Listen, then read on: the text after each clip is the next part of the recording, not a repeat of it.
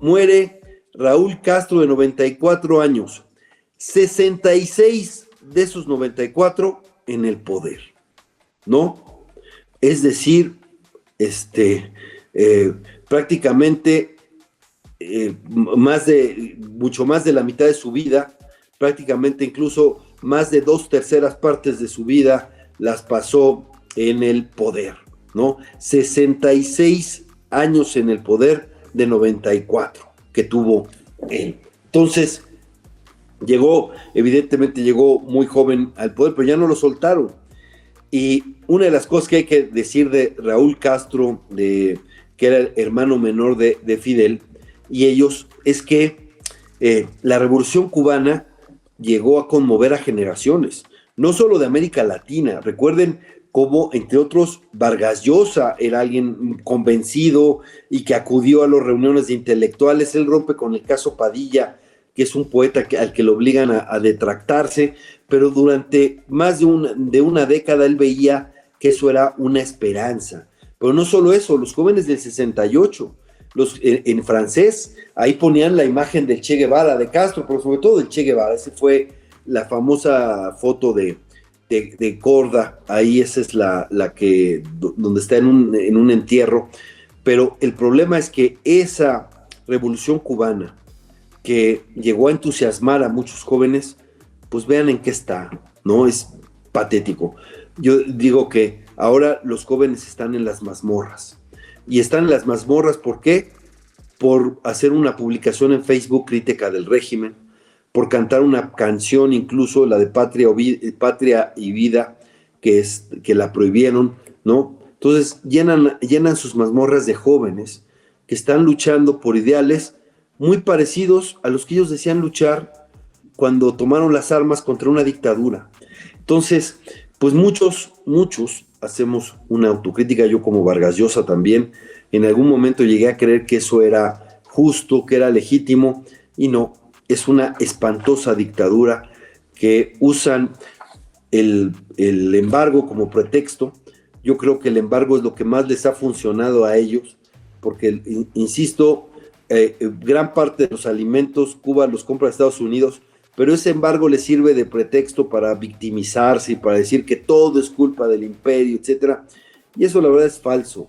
Es un desastre económico, pero en algo es lo que ellos marcan el rumbo a lo que son los regímenes bolivarianos, lo que es Bolivia, lo que es Nicaragua, lo que es Venezuela. Bueno, Bolivia ya lo perdieron, pero en algún momento para allá iba Bolivia, ahora sí hubo alternancia, pero lo que es Venezuela y Nicaragua van hacia allá, y es lo que quieren también los de Morena en México, perpetuarse en el poder. Así destruyan al país, así empobrezcan a la gente. Si se va a hundir el barco, que se hunda, pero nosotros tenemos el timón.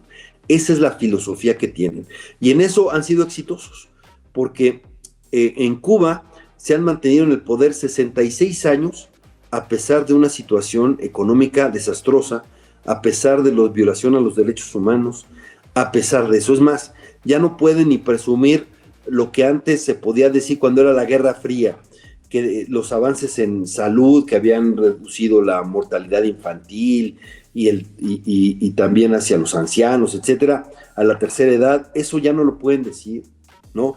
Ya no pueden decir que hay salud y educación, y la educación que también es de buena calidad. Ya no pueden decir eso, ¿no? Eso que en la Guerra Fría lo ponían como un estandarte para justificar. Y algo que nosotros tenemos que aprender es que nada justifica la falta de libertad y la falta de democracia. Nada lo justifica. Eso debió haber sido la lección de la caída del muro de Berlín en 1989. Pero el populismo pues se agazapó, mantuvo el poder, y ahora cambiaron los vientos. Si en la caída del muro de Berlín los vientos eran hacia la democracia, las libertades, la democracia liberal, etcétera, e iban cayendo una a una las dictaduras, hoy los vientos están soplando hacia otro lado. Y los populismos de derecha e izquierda están destruyendo la democracia y sus libertades. Y en ese sentido, no es por nada que Cuba siempre fue como el faro de Chávez. Chávez incluso se iba a atender ahí en los hospitales cubanos, para que vean que no tenía más que confianza en Cuba, y Cuba se encargaba de su seguridad. Y hay que preguntarse si algo parecido no pasa en México, por cierto. Sí, gran parte de, porque México ya saben que le regala petróleo, que les financia a estos esclavos que vienen, que vienen disfrazados de médicos, muchos ni siquiera son médicos, pero es una forma de pagarle a la dictadura, etcétera. Les pagamos hasta libros de texto para adoctrinar, muchas cosas que apoyen, y eso pues no es gratis. En una de esas lo están cuidando. Pero, ¿qué es un tema bolivariano que aprendieron de Cuba? Que el ejército, las Fuerzas Armadas son parte del régimen, las hacen parte del régimen completamente, les dan grandes rentas, pues esto de que manejen hoteles, de que manejen aeropuertos, de que manejen aduanas, de que construyan trenes, toda esa fuerza económica que le dan las Fuerzas Armadas, pues viene de ahí, ¿no? También. Y, por ejemplo, ahorita hablamos de huachicol fiscal en México, de cómo es algo del Estado que involucró a altos funcionarios públicos, pero a las Fuerzas Armadas con el crimen, eso también pasa en Venezuela. Por eso es lo que le llaman el cártel de los soles. Y, pues bueno, es algo que nos tenemos, mi solidaridad con quién es, con el pueblo cubano que necesita libertad, democracia y prosperidad. Hay que ver, ojalá que el fin físico del otro Castro, de Raúl Castro, abra la puerta a la democratización del país y a la verdadera transición. Nada más que va a ser difícil, porque estos lo único que les importa es aferrarse al poder a toda costa. Esa es su lección de lo que fue, insisto, una revolución que inspiró a muchísima gente. No saben los intelectuales, el tamaño de intelectuales que estaban, como Jean-Paul Sartre, como muchos otros, ¿no? En todos los 5 continentes, Saramago, por supuesto, aquí García Márquez, en algún momento Vargas Llosa. Saramago llegó a romper con la Revolución Cubana igual, Joaquín Sabina y muchos otros artistas que también, Joaquín Sabina ya dijo, yo hasta aquí, de esto no quiero saber nada por todo lo que han hecho, pues muchos así, ¿no? Se han decepcionado, desengañado, porque fue la traición de todos estos ideales. Y ojalá que ya se dé el cambio en Cuba, que los jóvenes que están detenidos y presos, que los liberen.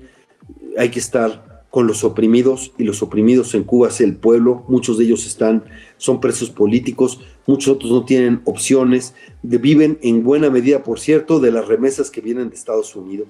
Eso sostiene en gran medida lo del embargo, pues es un ardid, es un engaño, pero también hay que preguntarse por qué lo mantiene Estados Unidos, si ese famoso embargo le sirve más a la dictadura que a los ciudadanos, porque ellos lo que hacen con ese embargo es decirle a los ciudadanos que sus carencias son culpa de eso, y no, sus carencias son por culpa de un gobierno dictatorial, inepto, que está solamente preocupado por mantener el poder, no por otra cosa. Pero al tener el embargo les sirve de pretexto, y eso les ha servido para, de alguna manera, o como pretexto, como propaganda, para mantener el poder. Ojalá que con esto se dé una forma para una transición en Cuba. Obama lo había de alguna manera avanzado, entendió perfectamente que ayudaban más metiéndose, ¿no?